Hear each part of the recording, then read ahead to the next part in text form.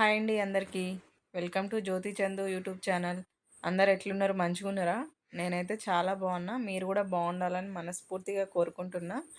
ఈరోజు వీడియోలో ఏంటంటే జొన్నలు రాగులతోని కలిపి చాలా మెత్తటి దూది లాంటి దోశలు ఏ విధంగా ప్రిపేర్ చేసుకోవాలో ఈ వీడియోలో చూపిస్తున్నా చూడండి. ఈ దోశ ప్రిపేర్ చేసుకోవడానికి అయితే ముందుగా ఒక గ్లాస్తోని జొన్నలు తీసుకుంటున్నా. జొన్నలలో చూడండి కొంచెం డస్ట్ ఉంటుంది, అదేవిధంగా కొంచెం ఇసుక కూడా ఉంటుంది. వాటిని అయితే శుభ్రంగా చెరిగి గాలించిన తర్వాత ఇట్లా కడిగి పక్కన పెట్టుకోవాలి. తర్వాత సేమ్ అదే గ్లాస్తోని సగానికి కొంచెం తక్కువ మినుములు తీసుకోవాలి. పొట్టు మినుములే కాకుండా మనం రెగ్యులర్గా యూజ్ చేసుకున్న మినపప్పు ఉంటుంది కదా, అది కూడా యూజ్ చేసుకోవచ్చు. ఇప్పుడు మళ్ళీ సగం వరకు రాగులు తీసుకోవాలి. ఈ రాగులలో కూడా కొంచెం దుమ్ము కానీ ఇసుక కానీ ఉంటే అవి కూడా చెరిగి గాలించుకున్న తర్వాత శుభ్రంగా వాష్ చేసుకొని పక్కన పెట్టుకోవాలి. ఇవన్నీ శుభ్రంగా కడిగిన తర్వాత అన్నీ కలిపి నానబెట్టుకోవాలి. సపరేట్గా కూడా నానబెట్టుకోవచ్చు. నేనైతే అన్నీ కలిపి నానబెడుతున్నా. ఇవి నేను నైట్ పడుకునే ముందు నానబెడుతున్నా. మార్నింగ్ దోశలు వేసుకోవాలనుకుంటే నైట్ నానబెట్టుకోవచ్చు. అదే నైట్ తినాలి అనుకునే వాళ్ళకైతే మార్నింగ్ టైంలో ఒక 6 నుంచి 7 గంటలు నానబెట్టుకొని మిక్సీ పట్టుకొని అప్పటికప్పుడే వేసుకోవచ్చు. ఈ దోశలు అయితే మార్నింగ్ కల్లా ఇవైతే మంచిగా నానినాయి. చూడండి, మళ్ళీ ఒకసారి నీట్గా కడిగిన తర్వాత కొంచెం కొంచెం మిక్సీ జార్లో వేసుకొని మెత్తగా మిక్సీ పట్టుకోవాలి. మనం బియ్యం దోశలకు ఏ విధంగా ప్రిపేర్ చేసుకుంటామో ప్యాటర్న్ అదే విధంగా ప్రిపేర్ చేసుకొని దోశలాగా వేసుకోవాలి. ఈ జొన్నలు రాగులతో చేసే దోశలకైతే పిండి ఫర్మెంటేషన్ కూడా అవసరం లేదు. డైరెక్ట్ మిక్సీ పట్టుకొని దోశలాగా వేసుకోవచ్చు. ఈ దోశలలో అయితే రాగులు కూడా యాడ్ చేయాల్సిన అవసరం లేదు.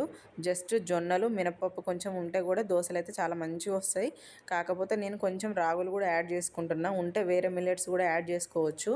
చాలా మంచిగా వస్తాయి ఈ దోశలు కూడా. పిండి మొత్తం మిక్సీ పట్టుకున్న తర్వాత అందులో మనకు టేస్ట్కి సరిపడా సాల్ట్ కూడా వేసుకొని కొంచెం వాటర్ పోసుకొని పిండి కన్సిస్టెన్సీ మరీ లూజ్గా కాకుండా మరీ మందంగా కాకుండా మనం నార్మల్ దోశకి ఏ విధంగా వేసుకుంటామో ఆ విధంగా ఉంచుకోవాలి. చూడండి, పిండి కన్సిస్టెన్సీ ఈ విధంగా ఉంటే సరిపోతుంది.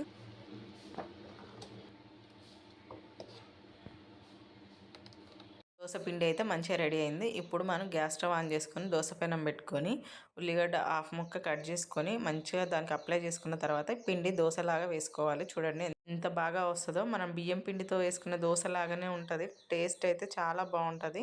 కాకపోతే ఫస్ట్ టైం తినే వాళ్ళకైతే కొంచెం టేస్ట్ నచ్చకపోవచ్చు. తినగా తినగా వేము తీయనుండు అంటారు కదా, సేమ్ అదే విధంగా ఇవి కూడా తినగా తినగా మనకు ఒంటికి అలవాటు అయిపోతుంది, నోటికి కూడా అలవాటు అయిపోతుంది. చాలా మంచిది. మెయిన్గా బీపీ షుగర్ ఉన్న వాళ్ళకైతే చాలా మంచిది. ఇప్పుడు దోశపిండి పెనం మీద వేసుకున్న తర్వాత ఆయిల్ అయితే మన ఇష్టం, అది వేసుకోవచ్చు వేసుకోకపోవచ్చు. తర్వాత రెండు వైపులా మంచిగా కాల్చుకొని తీసుకొని తినడమే. ఇంకా ఇందులో అయితే పల్లి చట్నీ కానీ టమాటో చట్నీ కానీ ఈవెన్ కారం పొడితో తిన్నా కూడా చాలా బాగుంటాయి.